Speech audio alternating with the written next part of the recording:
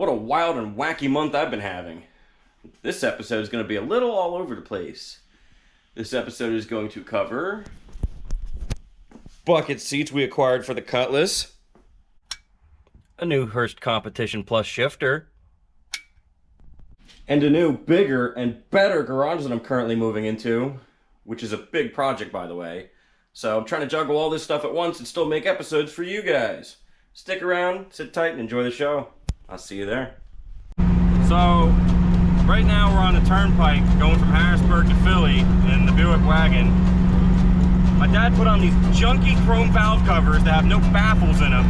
They have baffles for the PCV, but they're so crushed that anything over 75 miles an hour, this thing starts building up so much pressure that it starts pushing the oil up past the rings. It's blowing it out the exhaust. He needs to get rid of these junk covers. But anyway, the reason we're on the turnpike going to Philly is I found a set of bucket seats for the Cutlass at a really good deal. That are originals, they're out of a 68 GTO, but they have headrests. The reason they have headrests is because in 68 apparently they were a $52 option. They've never been recovered and they're in really good shape. They're not perfect like a show car, but they'll match the rest of the Cutlass. So wait till you see these things. I'll see you when we get to Philly. So here we are, all loaded up in the usually T-Mobile. Look, that's what they look like. And that's all you get to see until next episode. Haha, just kidding. Now, that whole journey to Philadelphia and back was quite grueling. And I don't want to talk about it. I had to drive the wagon at 65 miles an hour because anything faster than like 70, it would start getting blow by really bad and pushing oil past the rings. And that's because my dad has those junky valve covers on there with super restrictive baffles. So now that he knows that's still a problem because he never drives it on the highway, we're going to put the factory valve covers back on because those worked perfect. The seats. Want to see them? Come on, I know you want to see them. That's why you're watching this video. So, let's look at the seats. Here they are. These are 68. These are 68 GTO bucket seats. They're original. They've never been recovered. Everything you see is how it came from the factory. So, it has headrests. Well, how can it be a 68 GTO seat, Marty, if it has headrests? Well, allow me to explain. Apparently, somewhere in the middle of 68 and up, they became an option. Option code 571 at an additional cost of $52, which translates to $400 today. Probably why you don't see many headrests on 68 seats, period, because nobody was spending $400 on headrests when they're just being introduced into society. So, let's look at them. Look at the plastic backings on these. These are like really, really minty. These seats are just nice. Get that light out of your way. The headrests are really nice. The vinyl is like really nice. The sides.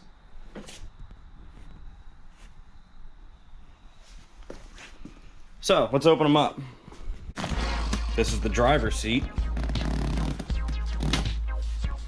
That's what they look like. Let's take a look at the backrest. They're not new, but they're not like roached. These are, for the price I paid for these are really, really, really, really, really nice. Like I said, this is the driver's seat, and there's not even any wear really on the cushion. There might be a cigarette burn right there, whatever that is, but the headrests are really nice. And right here you got some discoloring going on just a little bit. And there's some crud in the corners that I can wipe out. I'm gonna clean these things up really nice, and I'll bet you they'll look even nicer than they do now. Here's one thing I wanted to point out. Look at the design of the pattern. How it's got this stripy stuff going on right here. Even though these are out of a 68 GTO, they will look right at home inside the Cutlass, because look at my door panels. They've got a very similar stripe pattern going on. And if you look at my back seat, very similar stripe going on. So, to the untrained eye, people would probably think these seats came in this car from the factory, which is nice. I'd like to talk about the price I paid for a little bit. I bought these off of a pretty good friend of mine, so he gave me a buddy deal, which he didn't have to, so thank you, Mark.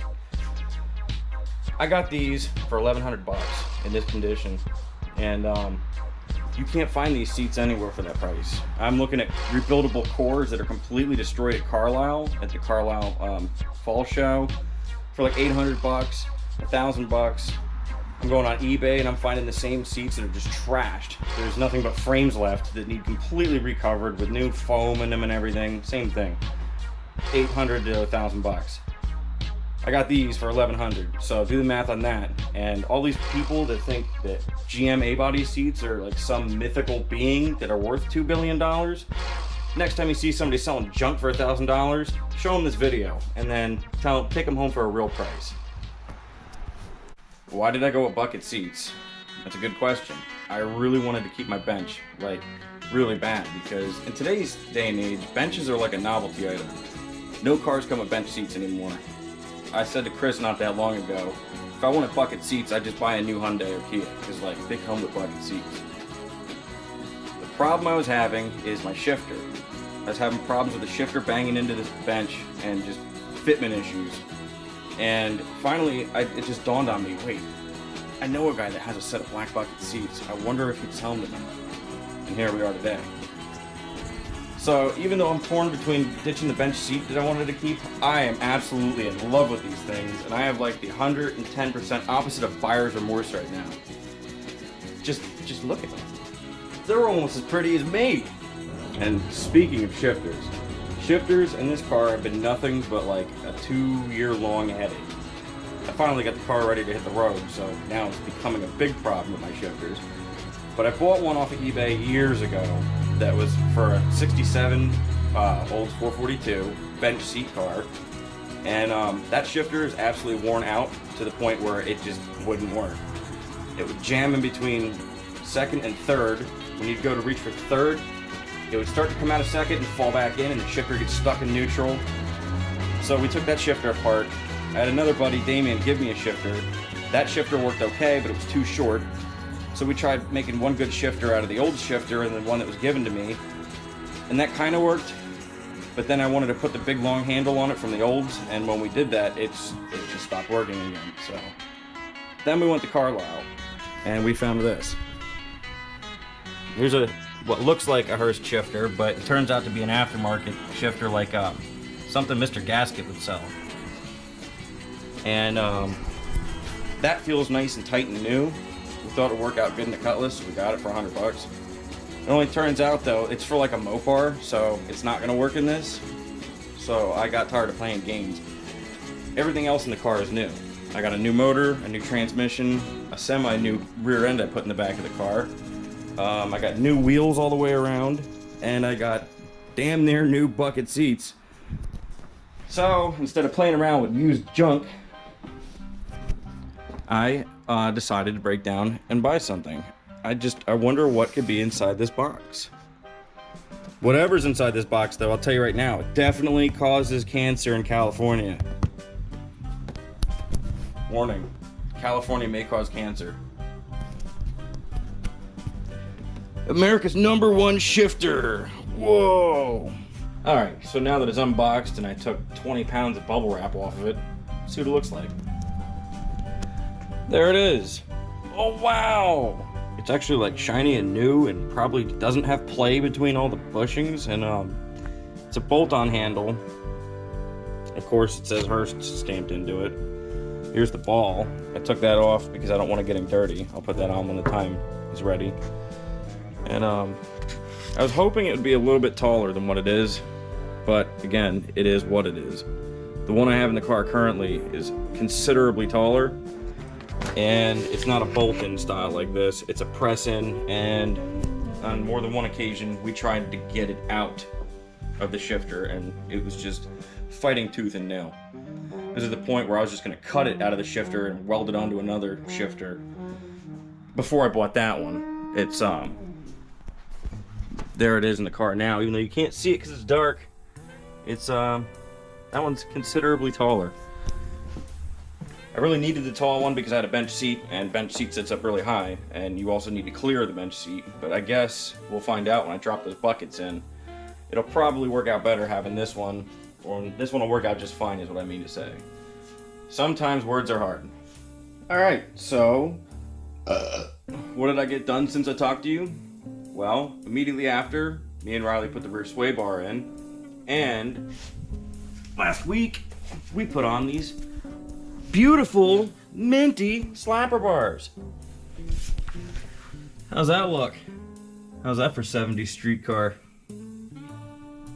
So, immediately after putting on the sway bar, I'm like, hey, why don't I put the shifter in the car, right? It's always something. It's always something, and hopefully this demonstrates that it's always something and it's not as easy as they make it on TV. Here is my old shifter that I took out in this cluttered mess. It's an old Hurst, actual 442 shifter. This, I believe, is out of a 67, and I'm pulling this out. I'm ready to put these rods, the shift rods right here with the levers. I'm ready to switch all this stuff over to the new Competition Plus. The only thing is, these old holes right here, this is a 1/4 inch extension right here. It fits in the hole perfectly. Well, the new one, this is a 3/8 inch extension, and that fits in these holes perfectly. So for whatever reason, this has a smaller hole in all of the levers, whatever you want to call them. They're not levers, these are the levers, whatever you want to call that. These are smaller and these are bigger. So they sell a bushing kit, and I'm pretty sure, I just ordered the bushing kit by the way, I'm pretty sure the bushing kit is for like the newer style shifters like this. And I'm hoping that maybe like there's a universal fit. So maybe when I put bushings in this, these rods will work better. Because here's my reverse rod right here. And there it is. It's tiny. And that's just not gonna fit right when you're gonna put that in the hole, like so. Oh, what am I looking at? That's there. That's just not gonna fit right in that hole. That's a lot of play. It's a lot of play. So I just ordered up that bushing kit. Hopefully it'll be here tomorrow or the next day. Probably the next day. And I'll keep you updated. But this is like pulling teeth trying to put a 4-speed in this car. And I will get it done. I'll get it done. I am trying to have this car on the road by Halloween. So we'll see if that happens. Here it is, the new Useful Entertainment garage. Bailed on my last storage unit. My buddy Zach used to run this place, and he just moved out because he built himself a nice garage at his house, so he passed it on to me. And he's still cleaning stuff out of here. There was 3 cars in here. Well, 2.5. He had a Caprice wagon here, his Jeep Grand Cherokee here, and then he has that Caprice cop car. Still got some Lincoln wheels. He's got this frame that's in here I'm gonna keep. That's out of that Caprice, and it's the same frame, I believe, from 77 all the way to 96, B-body GM. So this will work for my dad's wagon, and if I ever need a section of frame rail or something, if the car gets whacked, you know, you can section, it's a torque box, whatever frame rail you need. So I'm gonna hang on to that. Soda machine, that's going. Riley wants that, that's getting out of here. Zach's mini fridge, and a couple engines. Zach's gonna be down here next week to get this carcass out of here. He bought this old ex-police car, it was a 96 I think, just for the LT1, which is here. And that's what's left of it, after he cut it up and disposed of the front half years ago. And there's some spindles from the cop car with disc brakes. And then Riley's got a 351 Ford engine that's still here. I think we're just gonna throw that in the corner for now, but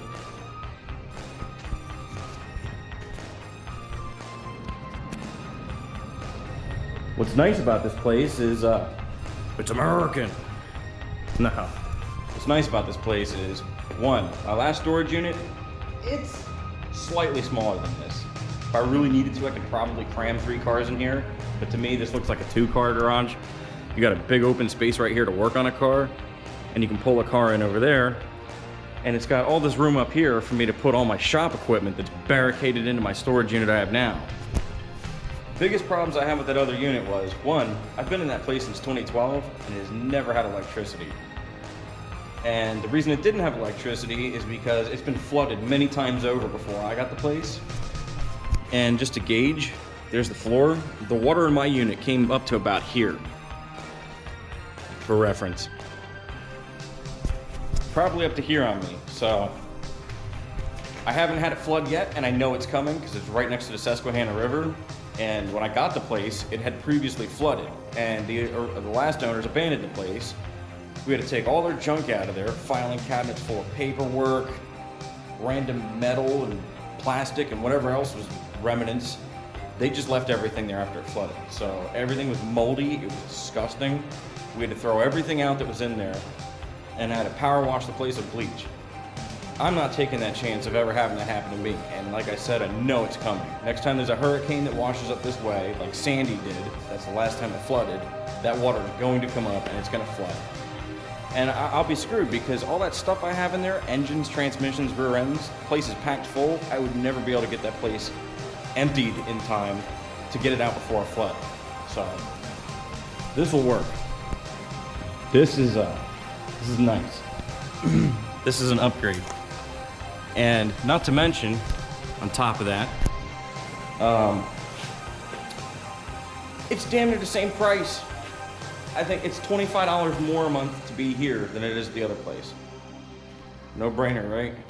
I'm nagging Zach for years, saying, hey, whenever you get your own garage built and you're gonna get rid of this place, let me know. And here we are today. So what I did today was I wanted to come out and check the place out, open it up and see what it got going on for me. And I loaded up the dyke wagon with a bunch of parts. I'm trying to take as much small miscellaneous stuff out of the other unit as I can, like these alternators, boxes, wheels.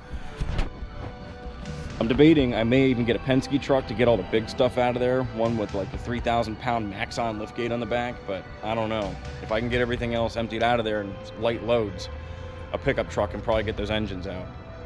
I got, what, 2 307s, a Buick 3.8, and I think that's all I have for engines. It's just like 5 transmissions and 2 rear ends after that. And that can be done in a pickup truck.